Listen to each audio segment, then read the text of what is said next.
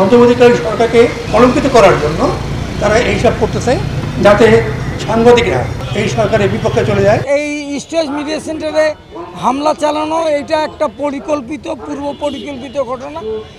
এই মিডিয়াতে 1000 প্রায় 2000 সাংবাদিকের রুটি রুজির একটা প্রতিষ্ঠান।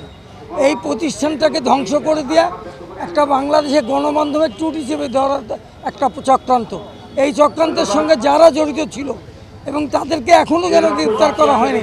আমি এই তত্ত্বাবধায়ক সরকারের প্রধানের কাছে ডক্টর ইউনূস মহোদয়ের কাছে আমার আবেদন যে অবিলম্বে এই দুর্বৃত্তদের গ্রেপ্তার করতে হবে। আমরা এই হামলাটির তীব্র নিন্দা ও প্রতিবাদ জানাচ্ছি এবং একই সাথে অন্তর্বর্তীকালীন সরকারের কাছে আহ্বান জানাচ্ছি যারা এর সাথে জড়িত তাদেরকে দ্রুত গতিতে তাদেরকে আইনের আওতায় আনতে হবে। এবং একই সাথে আমরা যে আবেদনটি জানাই যে বাংলাদেশে আরও অন্যান্য যে মিডিয়ার কর্মীদের উপর হামলা হয়েছে, যে অন্যান্য যে চ্যানেলগুলোর অফিসে হামলা হয়েছে সেগুলোরও বিচার করা হোক।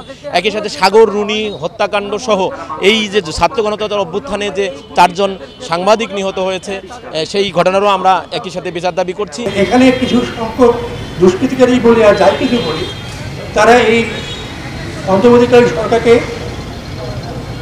কলঙ্কিত করার জন্য তারা এইসব করতেছে, যাতে সাংবাদিকরা এই সরকারের বিপক্ষে চলে যায়। তো এটা আমরা কখনোই এটা আশা করি না। সরকারের কাছে আমাদের অনুরোধ রংপুর সাংবাদিক সমাজের পক্ষ থেকে যারা এই ঘটনা করেছে অবিলম্বে তাদের গ্রেপ্তার করে তাদের আইনে আওতায় আনা হবে। রংপুরে যারা কর্মরত সাংবাদিক রয়েছি আমরা এর প্রতিবাদ রুখে দাঁড়াবো, রংপুর থেকে দুর্বার আন্দোলন করে তোলার চেষ্টা করবো। সুপ্রিয় বন্ধুরা, একটি বিষয় মনে রাখি, গতকালকে যে ঘটনাটি ঘটেছে এটি মেনে নেওয়ার মতো নয়। কেন আমরা সাংবাদিকরা আজকে রাজপথে দাঁড়াবো?